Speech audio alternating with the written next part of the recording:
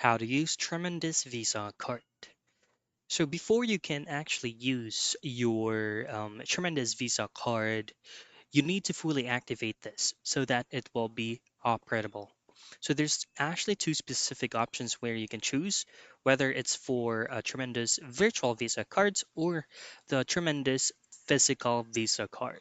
So just like your normal thing, all you can do to use this specific Visa card is you can use this as a virtual payments. So all you just need to do is to input the 16-digit number from the card itself, and then as well as the 3-digit CVV or CVC code.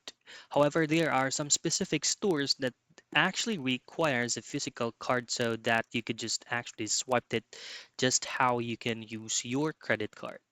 And that's it. Again, before you can use your card, simply activate it first. You will be receiving an email if you are doing a virtual or a physical card. Just simply follow on-screen prompts so that you can also receive your reward and activate your card as well. And that is how you use Tremendous Visa card.